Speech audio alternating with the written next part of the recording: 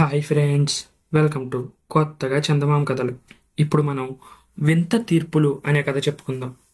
పూర్వం ఇరాను దేశంలోని ఒక నగరంలో ఒక వర్తకుడు ఉండేవాడు. రోజులు కలిసిరాక ఆ వర్తకులు డబ్బు చిక్కుల్లో పడిపోయాడు. ఆ చిక్కుల నుంచి బయటపడ్డానికని అతను ఒక యూదు వ్యాపారస్తుడి దగ్గరకు వెళ్ళి 100 దీనారాలు అప్పు ఇవ్వమని, ఎంత వడ్డీ అయినా ఇచ్చుకుంటానని అన్నాడు. వడ్డీ మాట అటుంచి అసలుకే మోసం వస్తుందనుకొని వడ్డీ వ్యాపారస్తుడు అప్పివ్వడానికి నిరాకరించాడు. కాని వర్తకుడు ఏ షరతు మీదనైనా సరే ఇచ్చి తీరాలని పట్టుబట్టాడు.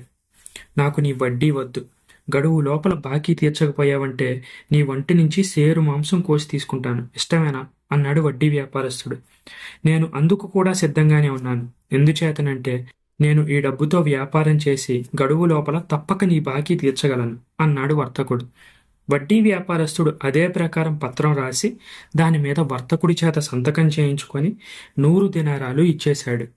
వర్తకుడు ఆ సొమ్ముతో సరుకు కొని వ్యాపారం చేయడానికి బయలుదేరాడు. వ్యాపారం కలిసొచ్చింది. వర్తకుడు తన లాభంలో నుంచి 100 దినారాలు తీసి తన భార్యకు పంపుతూ వాటిని యూదు వ్యాపారస్తుడికిచ్చి చెల్లించి బాకీ తీర్చు అని కబురు చేశాడు. వర్తకుడి భార్యకు పత్రం గురించి తెలియదు. బాకీ నిమ్మళంగా తీర్చుకోవచ్చు, ఈ డబ్బుని ఇంటి ఖర్చులకు వాడేస్తాను అనుకొని ఆమె ఆ ప్రకారమే చేసింది. వర్తకుడు కొంతకాలానికి వ్యాపారం ముగించి తన లాభమంతా మూటగట్టుకుని ఇంటిదారి పట్టాడు. దారిలో అతన్ని దొంగలు దోచి కట్టుబట్టలతో వదిలారు. అయినప్పటికీ వర్తకుడు అంతగా విచారించలేదు. ఎందుకంటే తన భార్య యూదు వర్తకుడి బాకీ చెల్లించేసి ఉంటుందని అతను అనుకున్నాడు. కాని ఇంటికి వచ్చాక గాని వర్తకుడికి ప్రమాదం జరిగిపోయినట్లు తెలియలేదు. వడ్డీ వ్యాపారస్తుడి బాకీ అలాగే ఉండిపోయింది. దాన్ని చెల్లించడానికి తన వద్ద డబ్బు లేదు. బాకీ తీర్చే గడువు కూడా వెళ్ళిపోయింది. వర్తకుడు వడ్డీ వ్యాపారస్తుడి దగ్గరికి వెళ్ళి జరిగిందంతా చెప్పుకొని బతిమలాడాడు. కాని వడ్డీ వ్యాపారస్తుడు నమ్మలేదు. ఏం జరిగితే నాకే, నా డబ్బు నాకు కావాలి. నీ దగ్గర డబ్బు లేకపోతే సేరు మాంసము కోసేసి తీసుకుంటాను అన్నాడాయన. వర్తకుడు ఎంత ప్రాధేయపడినా లాభం లేకపోయింది. వడ్డీ వ్యాపారస్తుడు వర్తకుడు కలిసి ఎమెస్సా నగరంలో ఉండే కాజీ వద్ద ఫిర్యాదు చేసి ఆయన తీర్పు తెలుసుకోవడానికి బయలుదేరారు. దారిలో వారికొక కంచరగాడిద ఎదురైంది. అది తప్పించుకొని తమ వైపే పారిపోయి వస్తుంది. దాని యజమాని తరుముకుంటూ వస్తున్నాడు. ఎదురుగా వచ్చే ఇద్దరిని చూసి కంచరగాడిద యజమాని, అయ్యా దాన్ని ఆపండి, మళ్లించండి అని కేకలు పెట్టాడు. వర్తకుడు ఒక రాయి తీసుకొని ఆ కంచరగాడిదను బలంగా కొట్టాడు. రాయి కంచరగాడిద కంటికి తగిలి కన్ను కాస్త పోయింది. దాని యజమాని వర్తకుడితో పోట్లాటేసుకున్నాడు. ఇది ఖరీదైన కంచరగాడిద, నువ్వు దాని కన్ను కాస్త పోగొట్టావు, నాకు నష్టం కలిగించావు, అందుచేత నష్టపరిహారం చెల్లించి మరీ కదులు అన్నాడు. ఈ మనిషిని నిలవేసే అధికారం నీకు లేదు. నీకంటే ముందే నాకు రుణపడి ఉన్నాడు.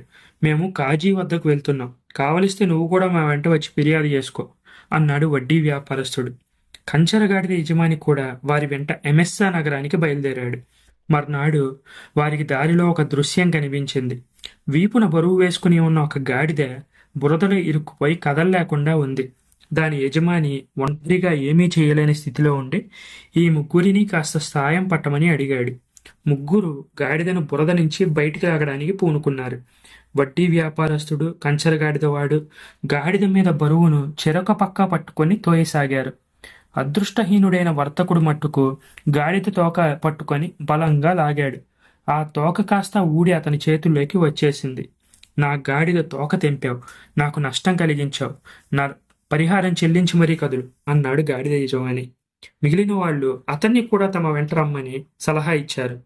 నలుగురూ కలిసి ప్రయాణం చేసి త్వరలోనే ఎమెస్సా నగరం చేరారు. రాజవీధిన పోతూ ఉండగా వారికి ఒక పెద్ద మనిషి గాడిద మీద సవారీ అయిపోతూ కనిపించాడు. చూడడానికి ఆయన పెద్ద మనిషిలానే ఉన్నాడు. కానీ తప్పతాగి ఏ క్షణాన కింద పడిపోతాడో అన్నట్టు తూలుతున్నాడు. విచారించగా ఆయన ప్రభుత్వ తనిఖీదారని తెలిసింది. మరికొంత దూరం పోయాక వారు మసీదు వద్దకు వచ్చారు. అక్కడ వందలాది మంది జనం చేరి విచ్చలవిడిగా జూదం ఆడడం కనిపించింది. ఇంకా కొంత దూరం పోయాక వారికి ఒక పాడె ఎదురైంది. పాడె మీద ఉన్న మనిషి అటూ ఇటూ కొట్టుకుంటూ దారిన పోయే వాళ్ళతో, అయ్యా మీరే చెప్పండి, నేను చచ్చానని తీసుకుపోయి పాతేస్తున్నారు, నేను చచ్చానా అని చెప్పుకొని ఏడుస్తున్నాడు. అవును, నువ్వు తప్పక చచ్చావు అని దారిన పోయే వాళ్ళు చెబుతున్నారు. ఈ వింతలు చూస్తూ నలుగురు ఆ రాత్రికి నగరంలో బస చూసుకొని మర్నాడు ఉదయం కాజీగారి ముందు హాజరయ్యారు. మీ ఫిర్యాదులు ఒక్కొక్కటే చెప్పండి అన్నాడు కాజీ. అయ్యా, ఈ వర్తకుడు నా వద్ద 100 దినారాలు అప్పు పుచ్చుకొని ఈ పత్రం రాసిచ్చాడు. గడువు లోపల అప్పు తీర్చకపోతే అతని శరీరం నుంచి నేను సేరు మాంసం కోసుకోవచ్చు. గడువు దాటిపోయింది.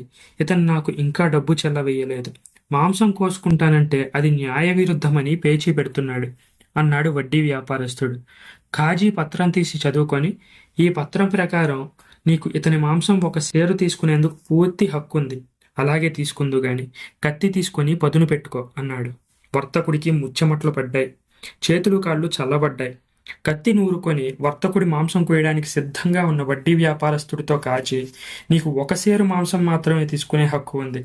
దానికి ఒక్క చీమతల అంత ఎక్కువ తీసినా తక్కువ తీసినా ఈ పత్రంలో ఉన్న షరతుకు భంగం కలుగుతుంది. చట్టవిరుద్ధంగా ప్రయత్నించినందుకు నిన్ను ఉరితీయించగలను అన్నాడు. వడ్డీ వ్యాపారస్తుడు తెల్లబోయాడు. అది ఎలా సాధ్యమవుతుంది అన్నాడు. మరి సాధ్యం కాని షరతు పత్రంలో ఎందుకు పెట్టించావు? తీసుకుంటే నీ సేరు మాంసం తీసుకో, లేదా ఈ మనిషిని హైరాణ పెట్టి ఇక్కడికి ఈడ్చుకు వచ్చినందుకు పరిహారం కింద 200 దినారాలు ఇచ్చుకో అన్నాడు కాజీ. చేసేది లేక వడ్డీ వ్యాపారస్తుడు 200 దినారాలు ఖాజీ ముందు పెట్టాడు. తర్వాత కంచరగాడిద యజమాని తనకు కలిగిన నష్టం గురించి చెప్పాడు. అయ్యా, నా కంచరగాడిద 1000 దిరాముల విలువ కలది. ఈ వర్తకుడు దాని కన్ను పోగొట్టి దానికి విలువ లేకుండా చేశాడు. తమరు న్యాయం చేయించాలి అని విజ్ఞాపన చేసుకున్నాడు. ఈ భాగ్యానికి నా దాకా రావాలా? ఒక రంపం తెప్పించు. నీ కంచరగాడిదను నిలువునా కోయించు. మంచి కన్ను కల భాగం నువ్వు ఉంచుకో. గుడ్డి కన్ను భాగం వర్తకుడికి ఇచ్చేసి ఆయన దగ్గర నుంచి 500 దినారాలు పుచ్చుకో అన్నాడు. కంచరగాడిద యజమాని ఈ తీర్పు విని లబలబలాడుతూ, ఎప్పటికైనా నా కంచరగాడిద విలువ 750 దిరాములకు తగ్గదు. నాకు పరిహారము వద్దు, పాడు వద్దు. నా దారిన నన్ను పోనివ్వండి అని కాజీని వేడుకున్నాడు. అనవసరంగా న్యాయస్థానానికి ఈడ్చినందుకు ఈ వర్తకుడికి నువ్వు 100 దినారాలు ఇచ్చుకోవాల్సి ఉంటుంది అన్నాడు కాజీ. కంచరగాడిద యజమాని చేసేది లేక తీర్పు ప్రకారం 100 దినారాలు కాజీ ఎదుట ఉంచాడు. తర్వాత గాడిద యజమాని ముందుకు వచ్చి వర్తకుడు తన గాడిద తోకను తెగలాగిన సంగతి చెప్పుకున్నాడు. కాజీ అంతా విని, అసంభవం, ఈ మనిషి లాగడం చేత ఈ గాడిద తోక ఊడిందని నేను నమ్మను. అదిగో అక్కడ నిలబడి ఉన్న నా గాడిద తోక లాగి తెంపు చూద్దాం అన్నాడు. ఫిర్యాది కాజీగారి గాడిద తోక పట్టుకొని లాగి చూశాడు. అది వెనక కాలతో అతన్ని మొహం పగిలేలా తన్నింది. ఈ విధంగా 3 సార్లు ప్రయత్నించి చివరికి గాడిద చేత తన్నులు తిన్నాక ఫిర్యాదితో కాజీ, చూశావా, నీ గాడిదకు అసలు తోకే లేకపోయి ఉండాలి. లేకపోతే నువ్వు ఈ మనిషి మీద అక్రమంగా నేరం మోపినందుకు నీకు 100 దినారాలు జరిమానా విధిస్తున్నాను. వెంటనే చెల్లించి వెళ్ళు అన్నాడు. న్యాయం పొందడానికి బదులు డబ్బు వదిలించుకొని ఫిర్యాదీలు వెళ్ళిపోయారు. వారిచ్చిన డబ్బులో సగం వర్తకుడి చేతికిచ్చి మిగిలింది తన జేబులో వేసుకుంటూ కాజీ, నేను అన్యాయాన్ని ఏమాత్రం సహించను. నా తీర్పులు నీకు న్యాయంగా కనపడ్డాయనుకుంటాను అన్నాడు. చిత్తం, తమరిని కొన్ని సందేహాలు అడగాలనుకుంటున్నాను. దయ ఉంచి నా సందేహాలు తీరుస్తారా అన్నాడు వర్తకుడు వినయంగా. అడుగు, ఏంటి నీ సందేహాలు అన్నాడు కాజీ. మేము తిరిగి వస్తుండగా ప్రభుత్వ తనిఖీదారు గారు తప్పతాగి గాడిద మీద తూలుతూ పోతూ ఉండడం కనిపించింది. అంత పెద్ద ఉద్యోగి అలా తోలడం చూసి నాకు ఆశ్చర్యం కలిగింది. దానికి కారణం ఏంటి అని వర్తకుడు అడిగాడు. ఈ నగరంలో చాలా సారా దుకాణాలున్నాయి. దుకాణాల వాళ్ళు డబ్బుకు ఆశపడి ఘాటైన మత్తు పదార్థాలు వాటిలో కలుపుతూ ఉంటారు. అది చట్టవిరుద్ధం. వాళ్ళు అలా చెయ్యకుండా చూడడం తనిఖీదారు పని. అందుచేత ఆయన ప్రతి దుకాణానికి వెళ్ళి సారా పదార్థాలు కొంచెం రుచి చూస్తారు. మత్తు పదార్థాలు కలిపిన దొంగసారా రుచి చూడడం వల్ల ఆయనకు త్వరలోనే తూలుడు ప్రారంభమవుతుంది. దాని గురించి చేయగలిగింది ఏమీ లేదు. దొంగసారా తయారు చేసే వాళ్ళను పట్టుకునేందుకు ఉన్న మార్గం అదే అన్నాడు కాజీ. మసీదులో ఎవరి ఆటంకం లేకుండా అంత చురుకుగా జోదం నడుస్తున్నదేమిటి అని వర్తకుడు అడిగాడు. అది చట్టసమ్మతంగానే జరుగుతుంది. అసలు సంగతి ఏంటంటే మసీదుకు ధనం లేదు. అందుచేత అందులో జోదశాలలు పెట్టుకోవడానికి అనుమతి ఇచ్చాం. జోదాల మీద వచ్చిన లాభాలతో మరమ్మతులు వగైరా జరిపించి మసీదుకు నిధి ఏర్పాటు చేస్తాం. ఈ విధంగా మసీదుకు వచ్చిపోయే వారికి అనేకమైన సౌకర్యాలు కనిపించే అవకాశం కలుగుతుంది. ఇది అన్ని విధాలా మంచి పనే కదా అన్నాడు కాజీ. ఒక మనిషిని బతికుండగానే పాడి మీద పెట్టి తీసుకుపోతున్నారేమిటి? వాడేమో నేను బతికే ఉన్నానంటున్నాడు. మిగిలిన వాళ్ళంతా చచ్చావంటున్నారు. మరి ఈ వింత ఏంటి అని వర్తకుడు అడిగాడు. వాడు చట్టవిరుద్ధంగా మాట్లాడుతున్నాడు. 2 నెలల క్రితం వాడి భార్య నా వద్దకు సాక్షులతో సహా వచ్చి తన భర్త చనిపోయాడని, తిరిగి వివాహం ఇవ్వడానికి తనకు అనుమతిని ఇవ్వమని కోరింది. సాక్ష్యం ఆధారంతో నేను అలాగే చేశాను. తర్వాత వాడు వచ్చి తన భార్యను తనకు తిరిగి ఇప్పించమని, తాను బతికే ఉన్నానని అన్నాడు. చట్ట ప్రకారం సాక్ష్యం ఆధారంతో నేనిచ్చిన తీర్పును మార్చడానికి వీల్లేదు కదా. అందుచేత వాడి చావు ఖరారు చేయడం కోసం వాణ్ణి పాతిపెట్టాల్సిందిగా ఉత్తర్వు జారీ చేశాను. ఇది జరిగిన సంగతి అన్నాడు కాజీ. ఈ కాజీ గారి తీర్పులు చూసి ఆ వర్తకుడికి అమిత ఆశ్చర్యం కలిగింది. కానీ ఆ తీర్పుల మూలంగానే తనకు చావు తప్పింది గనుక పైకి ఏమీ అనకుండా కాజీ వద్ద సెలవు తీసుకొని వర్తకుడు ఇంటికి వెళ్ళిపోయాడు. ఈ కథ మీకు నచ్చినట్లయితే దీన్ని లైక్ చేయండి, మీ ఫ్రెండ్స్ అందరికీ షేర్ చేయండి. అలాగే మన ఛానల్ని సబ్స్క్రైబ్ చేసుకోవడం మాత్రం అస్సలు మర్చిపోకండి. Thank you friends.